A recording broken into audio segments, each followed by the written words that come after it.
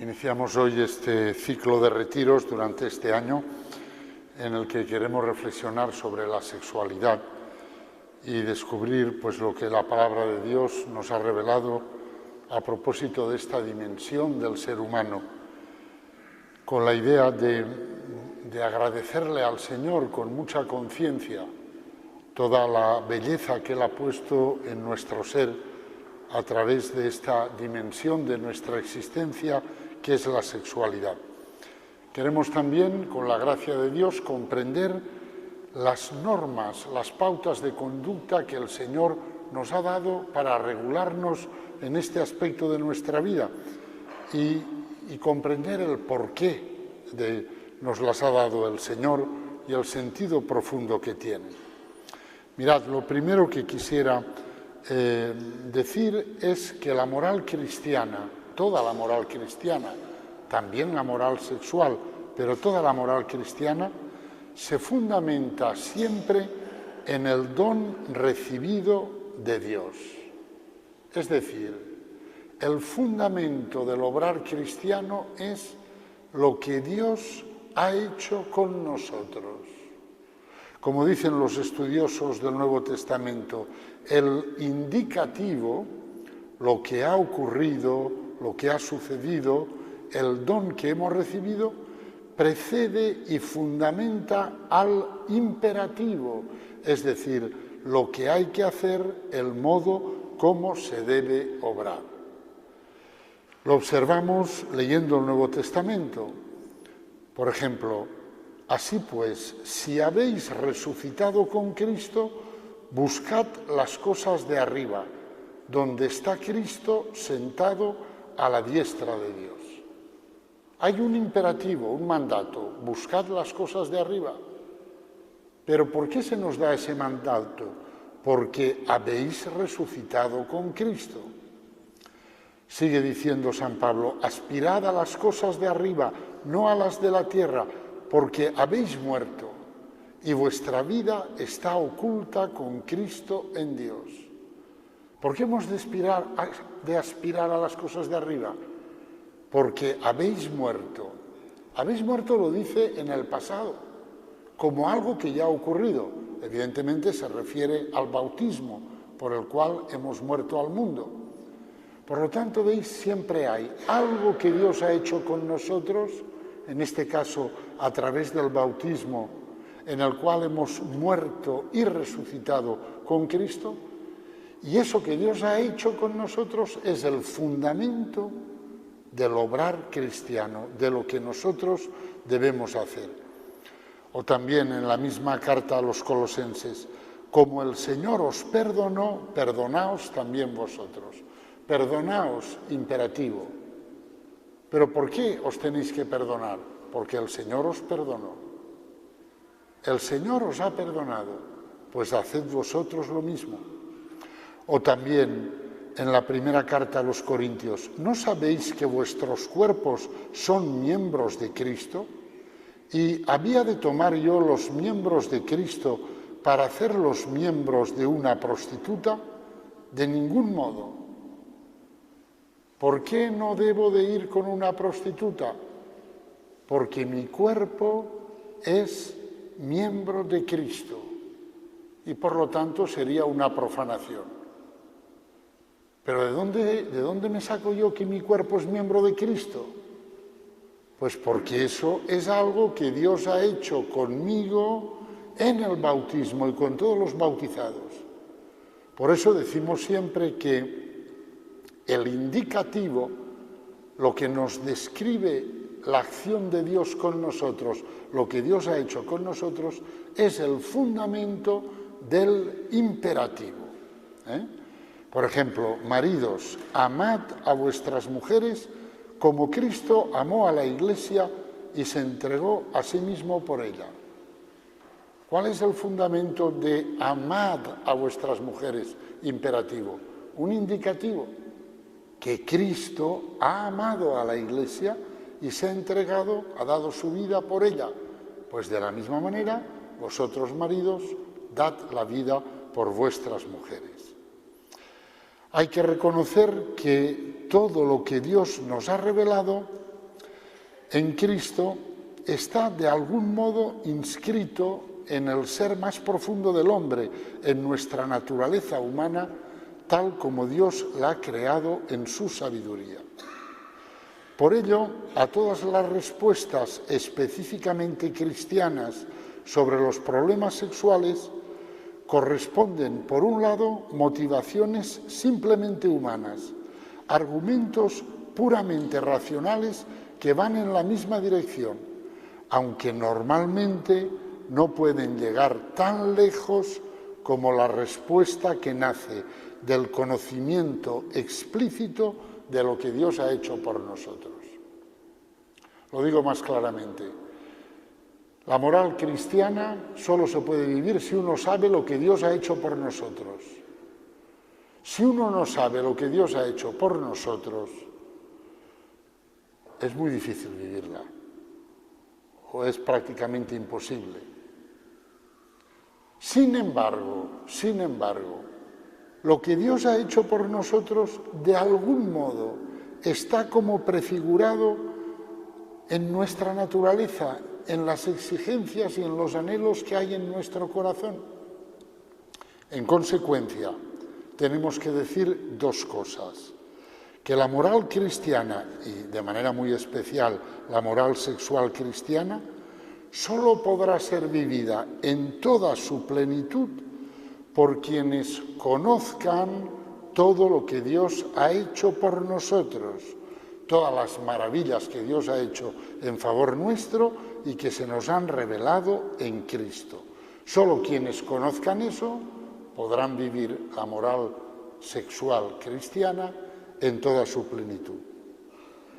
Y al mismo tiempo hay que decir, y sin embargo, también podrá haber hombres que, incluso sin conocer a Cristo y por lo tanto sin conocer todo lo que Cristo nos ha enseñado de Dios, siguiendo las exigencias profundas de su propio corazón, podrán vivir su sexualidad casi como si fueran cristianos, casi. ¿Por qué? Porque lo que Dios ha hecho con nosotros, de algún modo, está prefigurado en nuestro corazón, por lo menos como anhelo, como deseo, como esperanza. Por lo tanto, veis, primer punto que hemos de comprender: para vivir la moral sexual cristiana, para vivir la sexualidad como Dios nos dice en Cristo, hemos de conocer todo lo que Dios ha hecho por nosotros en Cristo, porque de lo contrario no lo podemos vivir así, aunque hay también muchos indicios racionales estudiando la naturaleza del hombre y el corazón humano para ayudarnos a caminar en esa misma dirección. Primera cosa que hay que decir. Segunda cosa que hay que decir: el cristianismo es una religión del cuerpo y por eso su moral sexual es tan exigente. El cristianismo es la religión que tiene la consideración más positiva del cuerpo humano que jamás haya existido. Pues que yo sepa, no hay ninguna religión que afirme que Dios posee un cuerpo humano, salvo el cristianismo.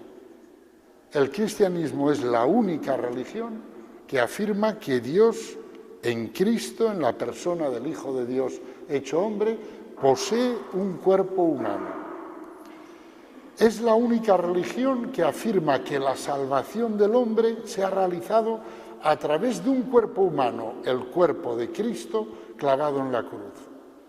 Es la única religión que pretende comer a Dios comiendo un cuerpo humano, el cuerpo de Cristo que se nos da en la Eucaristía. Es la única religión que cree que por el bautismo Dios en su plenitud, Padre, Hijo y Espíritu Santo, ha venido a habitar en nuestro cuerpo y que nuestro cuerpo es, por lo tanto, un templo en el que habita Dios. Y finalmente es la única religión, bueno, en esto ya no es la única, porque ya están también el judaísmo y el islam, que cree que nuestro cuerpo de carne no está destinado a la muerte, sino a la resurrección y a la glorificación final a imagen del cuerpo de Cristo resucitado. Todas estas afirmaciones, excepto la última, son exclusivas del cristianismo, exclusivas de él. Por lo tanto, el cristianismo es la religión que tiene un concepto más elevado del cuerpo humano. La consecuencia es que su moral relativa al cuerpo humano, por ejemplo, en el campo de la sanidad, en el campo de la salud, de la vida y en el campo de la sexualidad, pues será también muy exigente. Porque claro, si el cuerpo humano no valiera mucho, pues las exigencias sobre el cuerpo humano pues tampoco serían muchas. Pero si esta religión entiende que el cuerpo humano es tan importante como todo eso que hemos dicho, es normal que las exigencias sobre el cuerpo humano sean muy elevadas. Dichas estas dos cosas, preguntémonos ahora, ¿cuál es, cristianamente hablando, el significado fundamental de la sexualidad humana? En el libro del Génesis leemos: creó pues Dios al ser humano a imagen suya, a imagen de Dios le creó, macho y hembra los creó. Estas palabras significan que la diferencia sexual pertenece al ser mismo del hombre, es constitutiva de él, de modo que tan solo se puede ser hombre siendo varón o mujer. Y es así como el hombre ha sido creado a imagen y semejanza de Dios, lo que sugiere que a través de la sexualidad el hombre y la mujer viven una vida que se parece a la de Dios, que expresa el ser de Dios. Y por eso se les dice creados a imagen y semejanza de Dios. Dios es amor, Dios es comunión. En consecuencia, la sexualidad expresará que el hombre es también comunión y que su ser solo podrá ser realizado en la comunión, a imagen y semejanza de la comunión que es Dios. Dios es comunión, puesto que es la unidad de las tres divinas personas que son distintas y diferentes, el Padre y el Hijo y el Espíritu Santo, pero que existen en una comunión tan profunda que constituyen un único Dios, pues el hombre, en su diferencia de varón y mujer, en esa diferencia irreductible entre el varón y la mujer, es también un ser de comunión que tendrá que expresar en su manera de vivir esa diferencia, es decir, de vivir la sexualidad, pues que es imagen y semejanza de Dios. Por lo tanto, si queremos conocer cuáles son las normas fundamentales de la sexualidad, deberemos mirar a Dios, puesto que somos varón y mujer por haber sido creados a imagen y semejanza de Dios. Por lo tanto, hemos de mirar al modelo del cual somos imagen y semejanza, contemplar cómo es el Dios que es amor, y así descubriremos cuáles deben de ser las pautas fundamentales de nuestra conducta para vivir la sexualidad. Dios nos ha revelado cómo es Él a lo largo de la historia de la salvación. Por lo tanto, hemos de contemplar y meditar esa historia de la salvación y así iremos descubriendo los rasgos del ser de Dios, que serán a su vez las normas como deberemos nosotros vivir nuestra sexualidad.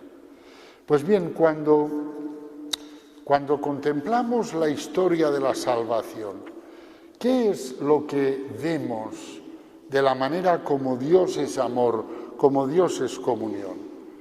Pues lo podemos resumir en una palabra, y esa palabra es alianza. Dios es comunión porque crea a alguien distinto del mismo, que somos nosotros, y establece con el hombre una alianza.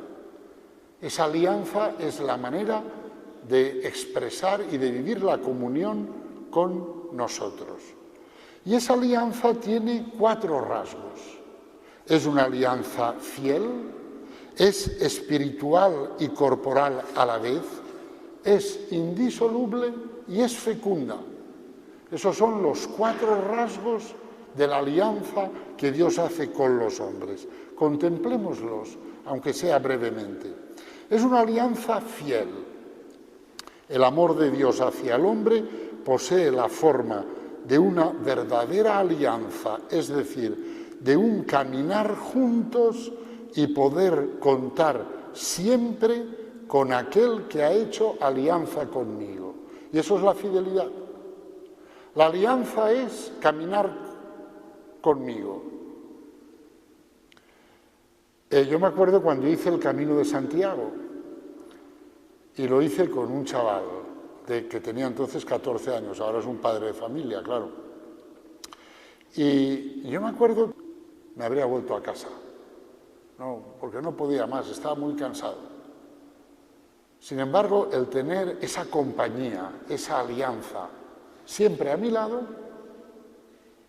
me dio fuerzas para poder hacer el Camino de Santiago a pie. Por lo tanto, alianza es caminar conmigo y fidelidad es caminar siempre conmigo. Por lo tanto, tú caminas conmigo y sé que siempre caminarás conmigo, que siempre te encontraré a mi lado. Segundo rasgo, es una alianza espiritual y corporal. Es espiritual porque Dios en Cristo nos ama con toda su inteligencia, con toda su voluntad, con todo su corazón, y eso es lo propio del Espíritu.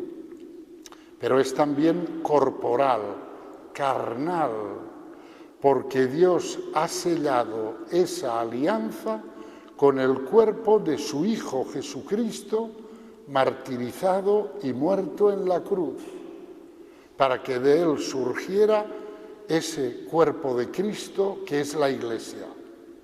Es un amor carnal porque su carne, que es verdadera comida, Él nos la da en la Eucaristía.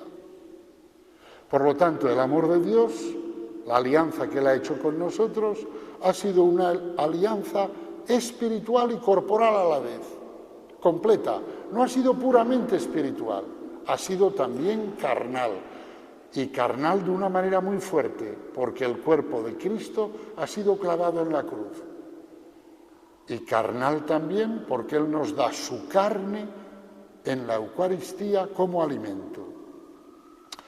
Hay el obispo de Namur, en Bélgica, André Leonard, reflexionando sobre este tema, hace una bella y audaz analogía entre el encuentro sexual y el encuentro eucarístico. Os leo lo que él escribe. Él dice: en el encuentro sexual, después de un tiempo de diálogo y de juego amoroso, viene el momento en el que el varón deposita en el seno de la mujer la semilla proveniente de lo más secreto de su cuerpo. Momento de comunión silenciosa, de complacencia mutua, al que sigue normalmente un tiempo de reposo, de simple presencia recíproca en un común agradecimiento por el placer y la alegría dados y recibidos. En la Eucaristía, después de ese tiempo de escucha que es la liturgia de la palabra, y después de ese tiempo de presencia recíproca que es la liturgia eucarística, viene el momento de la comunión. En él, en un gran impulso de amor, el Señor nos entrega desde lo más profundo de su humanidad esa semilla de vida que es su cuerpo eucarístico, el cuerpo de Cristo, nos dice el sacerdote al darnos la Sagrada Comunión. Y esa semilla de vida y de vida eterna, Cristo la deposita en nuestra propia carne. Sigue entonces un tiempo de comunión silenciosa, de complacencia mutua y de agradecimiento, en el que la Iglesia, a través de cada uno de sus hijos que acaban de comulgar, murmura las palabras del Cantar de los Cantares, que mi amado es para mí y yo soy para mi amado. La comunión, el encuentro sexual, se iluminan recíprocamente. Tercer rasgo, es una alianza indisoluble. La alianza que Dios ha hecho con su pueblo es indisoluble, porque cualesquiera que puedan ser nuestras infidelidades, el Señor permanece siempre fiel.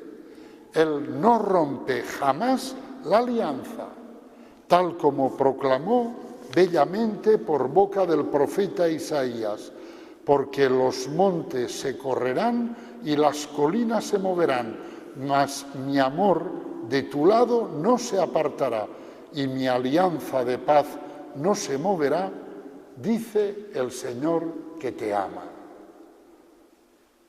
Él permanece fiel, como escribe también San Pablo, si somos infieles, Él permanece fiel, porque Él no puede negarse a sí mismo. Por lo tanto, es una alianza indisoluble. Y cuarta característica de la alianza, es una alianza fecunda. Es una alianza que es fuente de vida. Es de esta alianza consumada en la cruz, de donde hemos nacido todos nosotros por la sangre y el agua que brotaron del costado de Cristo en la cruz y que son un signo del bautismo y de la Eucaristía. Por lo tanto, la sexualidad nos hace imagen y semejanza de Dios. La manera de vivirla debe de expresar que somos imagen y semejanza de Dios. ¿Cómo es Dios con nosotros? Dios es aquel que hace una alianza fiel, una alianza espiritual y corporal, una alianza indisoluble, una alianza fecunda. Si lo pensamos bien, de aquí se deriva toda la moral sexual cristiana. ¿Por qué los cristianos entendemos que hemos de vivir la sexualidad como la Iglesia nos explica que la tenemos que vivir? Porque en nuestro ser varón y mujer tenemos que expresar la imagen y semejanza de Dios, que se ha hecho compañero nuestro en nuestro caminar, con una alianza fiel, espiritual y corporal, indisoluble y fecunda. Y de estos cuatro rasgos se deriva toda la moral sexual cristiana. Evidentemente, quien no conozca que Dios es así, pues lo normal será que no pueda vivir estas cosas así. Por ejemplo, el Islam no conoce que Dios es así. El Islam no lo conoce, tiene otra idea de Dios. En consecuencia, el Islam tiene otra moral sexual, efectivamente, una moral sexual según la cual el varón puede tener 4 esposas y un número ilimitado de concubinas. Las tiene que mantener a todas, Eso sí, tiene obligación de mantenerlas a todas, pero puede tener 4 esposas y un número ilimitado de concubinas. Bueno, cuando no se conoce al Dios que nos ha sido revelado en Jesucristo, no se puede tener la misma moral sexual que nosotros. Es evidente que no. La doctrina de la Iglesia nos enseña, en primer lugar, que las relaciones sexuales solo son moralmente legítimas dentro del matrimonio. Nosotros vivimos en una sociedad que piensa que la sexualidad es una especie de juguetito que la naturaleza da a los hombres para que se entretengan y que por lo tanto desde que descubren el juguetito pues venga a entretenerse con él, ¿no? Pero claro, los cristianos no pensamos eso. Los cristianos pensamos que las relaciones sexuales solo son moralmente legítimas dentro del matrimonio. ¿Qué quiere decir moralmente legítimas? Quiere decir, solo son constructivas y realizadoras del ser humano. Solo son positivas para el desarrollo de la propia humanidad. Eso es lo que quiere decir moralmente legítimas. Es decir, solo sirven para construir al ser humano, que de eso se trata, para realizarlo dentro del matrimonio. ¿Por qué dentro del matrimonio?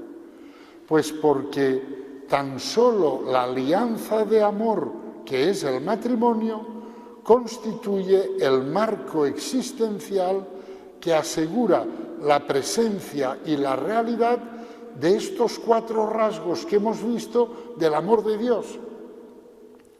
Estos 4 rasgos que hemos visto del amor de Dios, alianza fiel, espiritual y corporal, indisoluble y fecundo, esos 4 rasgos solo se dan en el matrimonio.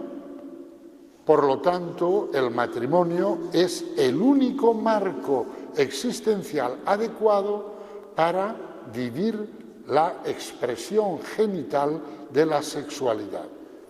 Porque en las relaciones sexuales nosotros expresamos con nuestro cuerpo una entrega y una donación exclusiva y total de nuestra persona. Nuestro cuerpo habla sin decir palabras, habla por sí mismo. Y en las relaciones sexuales nuestro cuerpo dice, soy tuyo o soy tuya, entendiendo esta pertenencia como exclusiva y total, como donación del propio corazón y de la propia vida. Y eso solo se realiza en el matrimonio. Solo en el matrimonio da uno el corazón y la vida. Lo da todo. Y por eso ese es el marco adecuado para mantener relaciones sexuales sin mentir. Sin mentir. Sin que el cuerpo diga, soy tuyo, y el corazón diga, bueno, pero soy tuyo solo para este ratito, ¿eh? Hombre, entonces, ¿en qué quedamos? ¿Soy tuyo o no soy tuyo? Cuando se tienen relaciones sexuales fuera del matrimonio, se escenifica una mentira. Los cuerpos expresan una entrega total, mientras que los corazones no están dispuestos a vivir esa entrega total. Entonces estamos ahí en una mentira no verbal, sino corporal, lo cual es más grave todavía que una mentira verbal. Desde el punto de vista cristiano, además, existe una razón determinante, y es que desde el día de mi bautismo yo pertenezco por completo en cuerpo y alma a Jesucristo. En consecuencia, no puedo disponer de mi propio cuerpo y de mi propia persona por mí mismo, ya que yo soy de otro, soy de Cristo, soy de Dios. Tengo un dueño. No puedo disponer de mí mismo. Solo cuando Jesucristo, que es mi dueño, me entregue como marido o como mujer a mi mujer o a mi marido, entonces y solo entonces yo podré entregar mi cuerpo y con él todo mi ser a mi cónyuge. Y eso es algo que ocurre en el sacramento del matrimonio. ¿Cuándo Cristo me coge y me entrega como marido o como mujer a mi mujer o a mi marido? ¿Cuándo lo hace eso? Cuando celebramos el sacramento del matrimonio. Claro, los que habéis vivido el sacramento del matrimonio sabéis que nadie puede ser casado a la fuerza. Es Cristo quien te entrega a tu mujer o a tu marido, pero Él no lo hace a no ser que tú libremente quieras que lo haga y le pidas que lo haga. Dios no casa a nadie a la fuerza. Por eso, antes de la celebración del matrimonio, antes, en lo que se llama la toma de dichos, el sacerdote interroga por separado y bajo juramento al novio y a la novia y les pregunta a cada uno por separado si se quieren casar libremente con esa persona. Porque si dijeran que no, el sacramento no puede ser celebrado. Y por si fuera poco, después en la celebración litúrgica, el sacerdote, ya delante de todo el pueblo de Dios, les vuelve a preguntar si quieren casarse libremente, si vienen libremente. Porque si uno de los dos dijera que no, no se podría celebrar el sacramento. Cristo solo hace esta entrega cuando tú libremente le pides que la haga. Ahora, una vez que tú y tu marido o tu mujer se lo habéis pedido libremente y Cristo la hace, es un gesto que Cristo ha hecho. Y lo que Cristo ha hecho no tiene vuelta atrás. Porque Cristo no es como los críos que se dan una cosa y después ahora te lo quito, te lo doy y te lo quito. No, no, no. Cristo si da una cosa la da para siempre. Y me diréis, bueno, pero la Iglesia no declara nulos algunos matrimonios. Entonces, ¿qué pasa ahí? Pues la Iglesia declara nulos aquellos matrimonios en los cuales, tras una cuidadosa investigación, la Iglesia llega a la conclusión de que Cristo no hizo ese gesto, no entregó ese hombre a esa mujer, por las razones que vengan a cada caso concreto. Y entonces dice, aquí Cristo no entregó este hombre a esta mujer, a pesar de que aparentemente se lo hizo porque se celebró el matrimonio en la iglesia y tal, pero no hubo sacramento, porque Cristo no hizo ese gesto.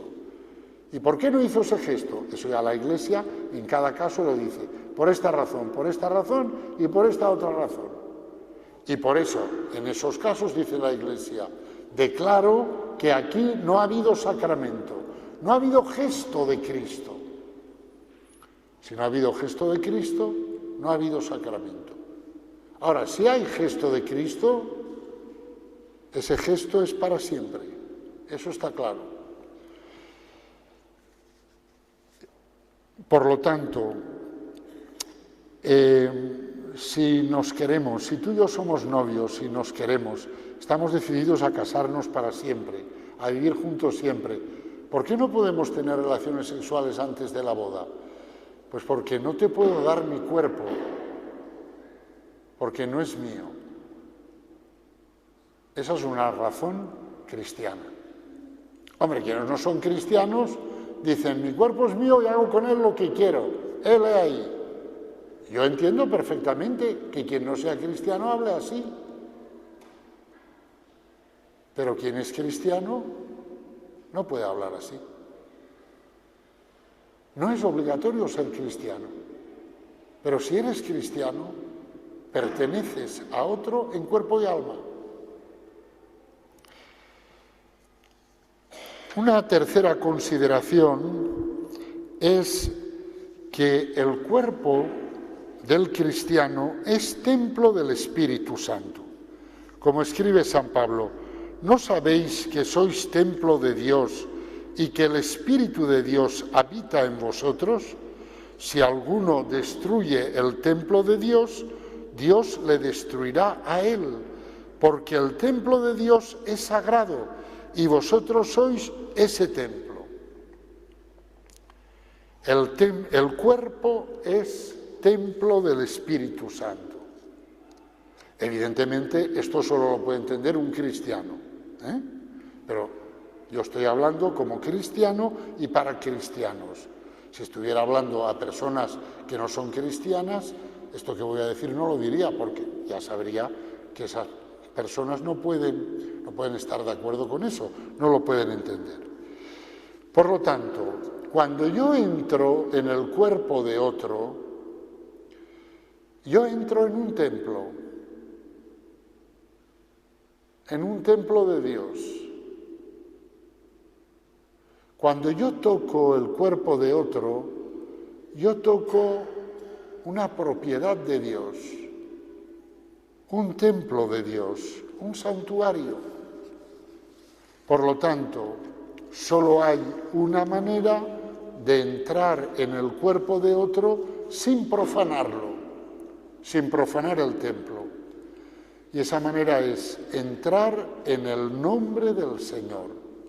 Entrar porque es el propio Señor quien me entrega ese cuerpo como el cuerpo de mi marido o de mi mujer, para que yo con mi propio cuerpo me haga una sola carne con él. Y eso es lo que sucede en la celebración del sacramento del matrimonio. Si esa celebración no se ha dado, todo es una profanación, aunque estén de acuerdo los dos en ello. Desde luego, un cristiano no puede nunca estar de acuerdo en ello. Ahora, un cristiano puede ser y es un ser débil y frágil, un hombre pecador, y puede caer en ello. Pero si es un cristiano, se arrepentirá, se confesará, para reconocer y restaurar el único señorío de Cristo sobre su cuerpo y sobre el cuerpo de los demás. Porque somos de Cristo y nosotros reconocemos que todo hombre, cristiano e incluso no cristiano, es de Cristo. El cristiano lo sabe, el no cristiano no lo sabe. Pero nosotros, que somos cristianos por la gracia de Dios, reconocemos que todo hombre es de Cristo y lo es integralmente y lo es también en su cuerpo. Y por lo tanto no podemos entrar en el cuerpo de nadie como un elefante en una cacharrería, en una cristalería. Solo podemos entrar en el cuerpo del otro en el nombre del Señor. Esto es fundamental para la moral sexual, pero no solo para la moral sexual, también para la moral sanitaria, también para el trato con los enfermos. Cuando San Maximiliano Kolbe estaba en Auschwitz, uno de los trabajos que le mandaron, él estaba tuberculoso y tenía muy pocas fuerzas, pero le mandaron cargar con una carretilla cadáveres y transportar cadáveres. Y mientras él hacía ese trabajo, decía en voz alta, y la palabra se hizo carne. Y la palabra se hizo carne. Esos cuerpos que allí eran tratados como mercancía, de los cuales se extraía todo lo que parecía útil para fabricar cosas, él reconocía en esos cuerpos la presencia de Cristo y lo proclamaba. La palabra se hizo carne. Aunque vosotros tratáis a estos cuerpos como material orgánico, estos cuerpos son mucho más que material orgánico. Estos cuerpos pertenecen a aquel que por amor a todos los hombres se hizo carne, tomó un cuerpo como este.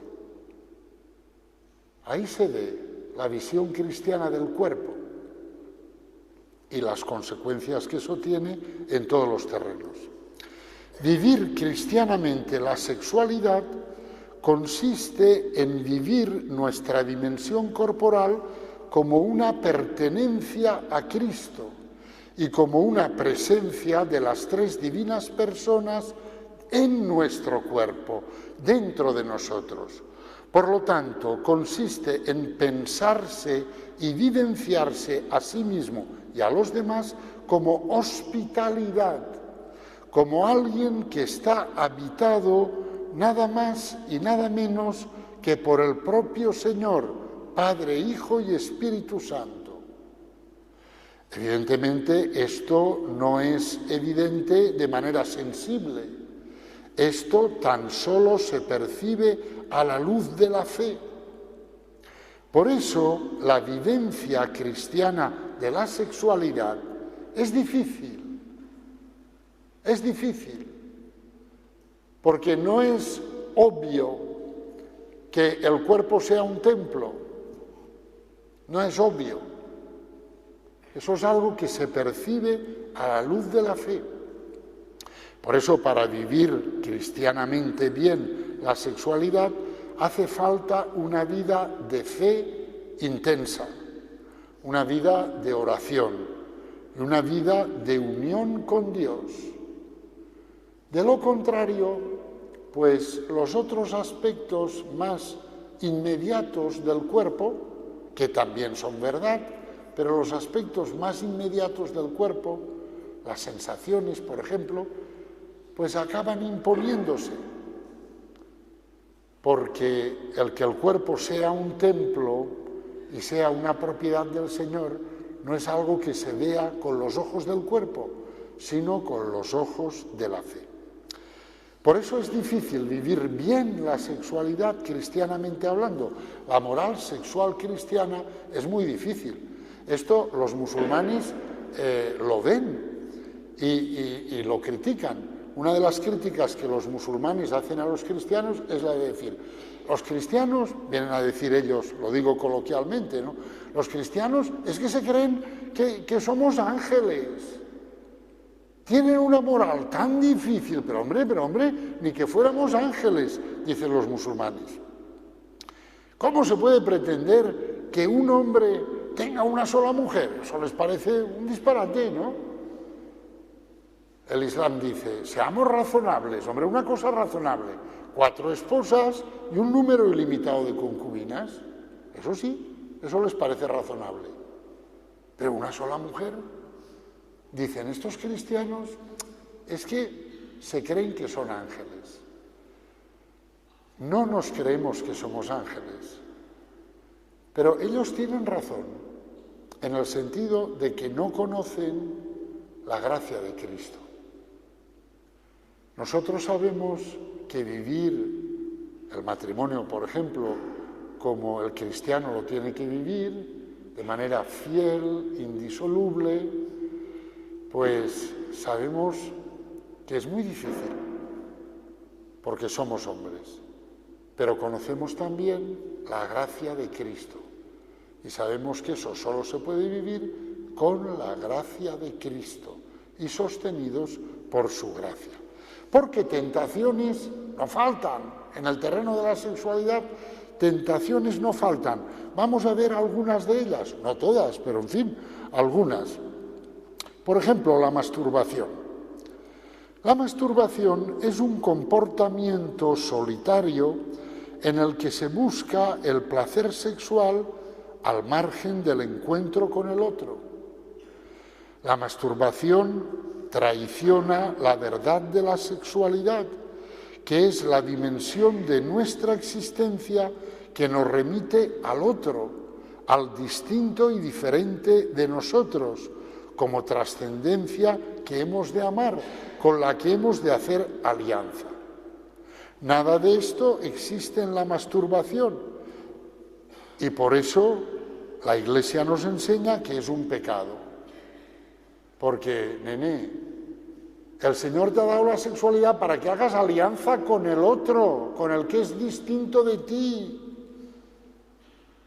No te ha dado la sexualidad para que tú te dediques a sacar unas sensaciones más o menos placenteras, sino para que hagas alianza. En la masturbación no hay ninguna alianza, por eso es pecado. Hay quienes dicen, esto hoy en día está muy de moda, yo cuando voy a una sala de espera, un médico o eso, me gusta ojear las revistas que suelen haber en esos sitios, ¿no?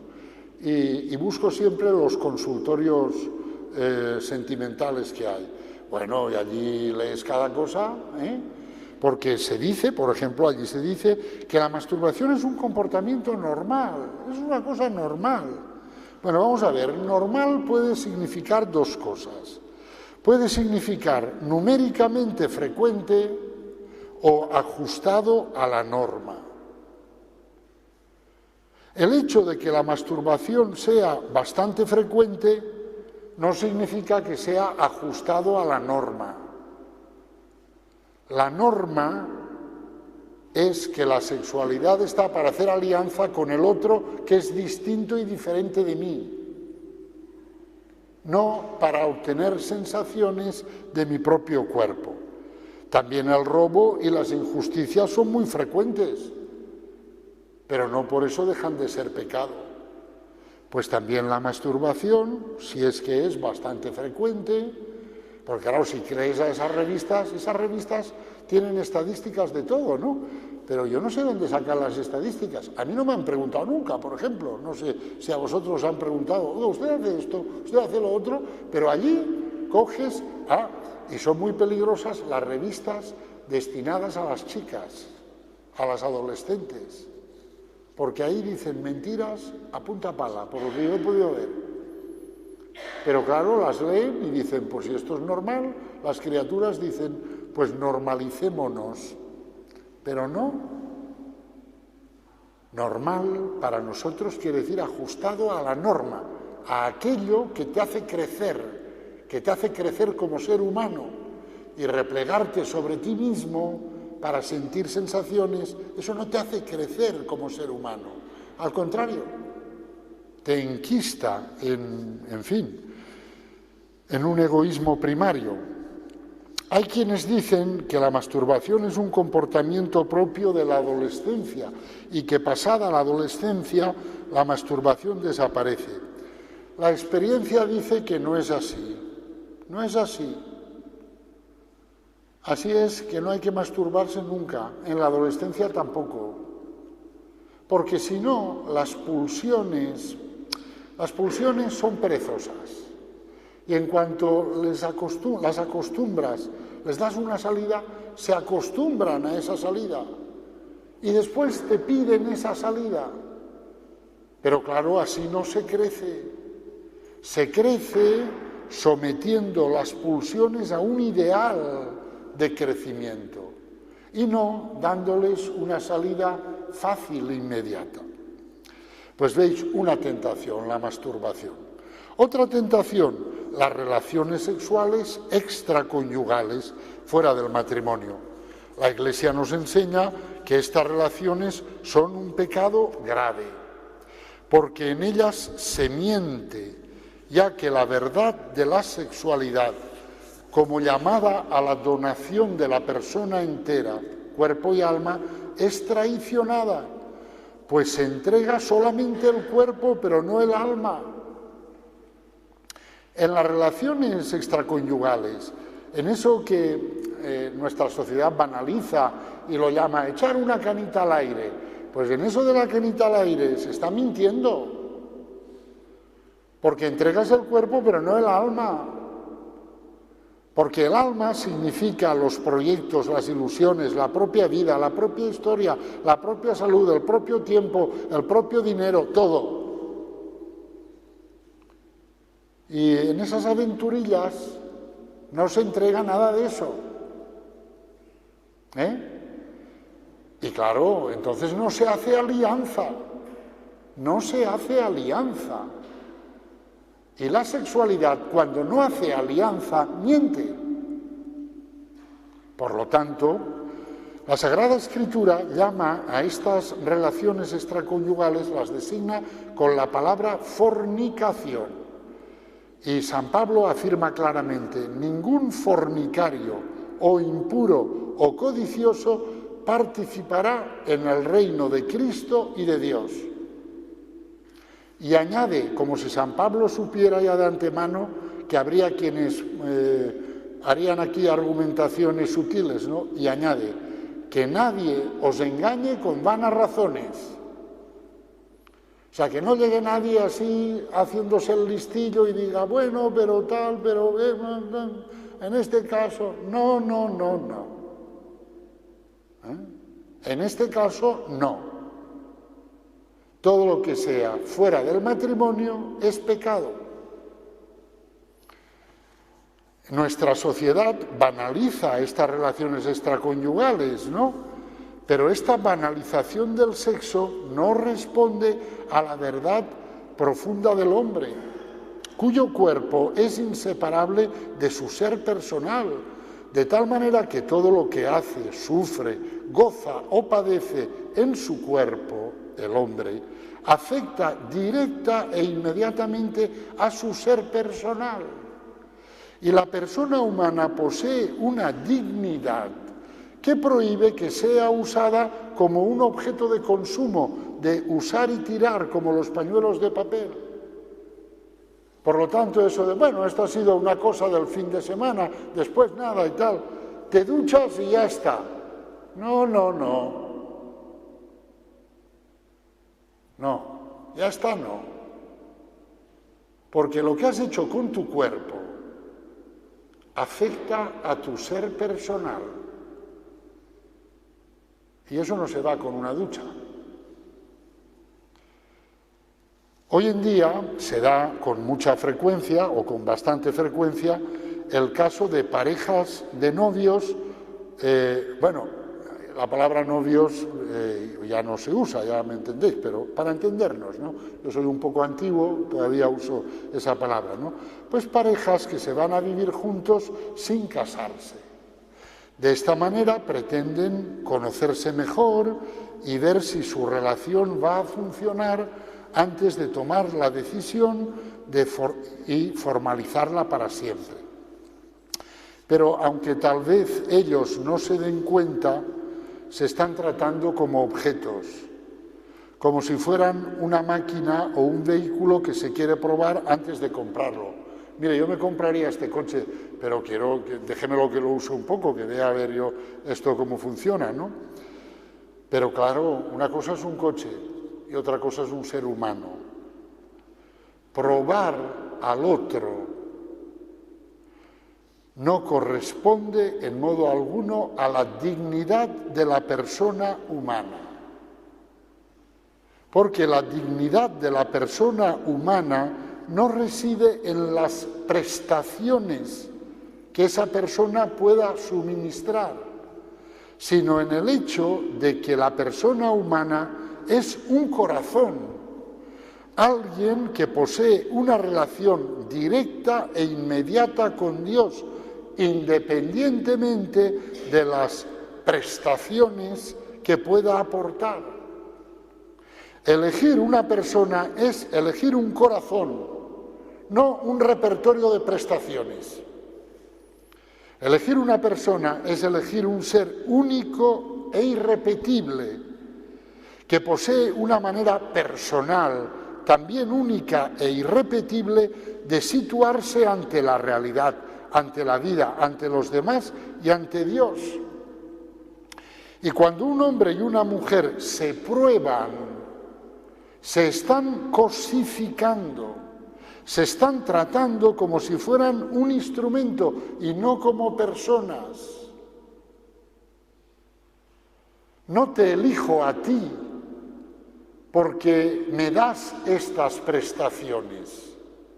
Te elijo a ti porque eres única y porque quiero vivir contigo y hacer alianza contigo porque he intuido ese carácter único tuyo y no por las prestaciones que tengas, las utilidades que tengas. Eso es elegir a la persona porque es única, por su corazón, eso es lo correcto, lo que corresponde a la dignidad de la persona humana. Y lo otro no, lo otro no. Aunque lo hagan y lo hagan con buena voluntad, pero con muy pocas luces, ¿eh? O sea, la voluntad buena, pero qué pocas luces, ¿eh? Y qué poca conciencia del valor de sí mismo, ¿eh? Qué poca conciencia de la propia dignidad. ¿Cómo que vamos a probar? Nene o nena, si tú quieres estar conmigo, me eliges a mí para siempre, pase lo que pase, ocurra lo que ocurra. Pero al parecer no tienen conciencia de la propia dignidad o la tienen muy disminuida. En fin, ¿qué le vamos a hacer? Otra cosa, otra tentación, las relaciones prematrimoniales. Me refiero a los que, bueno, es parecido a esto anterior, ¿no? Lo dejo porque veo que no me da tiempo. Otra tentación, la pornografía. La pornografía es una tentación que acecha la vivencia cristiana de la sexualidad. La malicia intrínseca de la pornografía es que miente sobre la naturaleza de la sexualidad, que queda reducida en ella a una especie de deporte de frotamiento para obtener determinadas sensaciones, soslayando por completo la naturaleza comunional de la sexualidad. Su vocación de establecer una comunión de vida y amor, una alianza de cuerpos y de corazones entre un hombre y una mujer, con el carácter único e irrepetible de cada uno de ellos. De esto la pornografía no ve nada. La pornografía no ve al ser humano. Lo único que ve es una posibilidad de sensaciones. Oiga, y si lo hacemos así, y si lo hacemos así, y si de esta manera y de esta otra manera, solo ve sensaciones. Ve un hombre y una mujer único e irrepetible. ¿Qué va? Lo mismo da Pepe que Juan. ¿Qué va? La pornografía nos hace siempre daño, siempre, porque despierta y alimenta en nosotros las zonas oscuras y violentas de nuestra alma. Nuestra alma, como explicó muy bien Santa Teresa, nuestra alma es una estancia que tiene muchas moradas.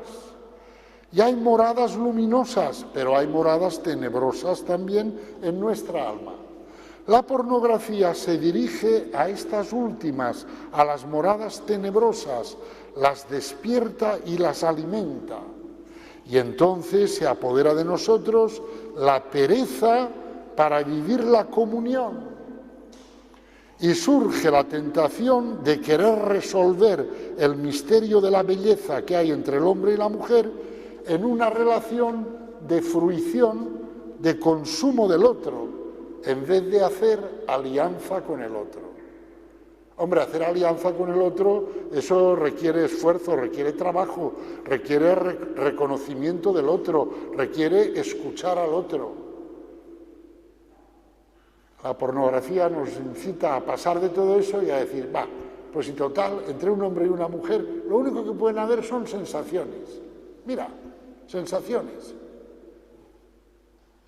Pero así nos reducimos a objeto de fruición, de consumo, y traicionamos la verdad de nuestro ser para la comunión. Además, hemos de recordar la exhortación de la palabra de Dios a no prestar atención a aquello que no es digno ni acorde con nuestra vocación de cristianos. San Pablo escribe en la carta a los Efesios: la fornicación y toda impureza o codicia ni se mencione entre vosotros, como conviene a los santos, lo mismo que la grosería, las necedades o las chocarrerías, cosas que no están bien. En vez de eso, acciones de gracias.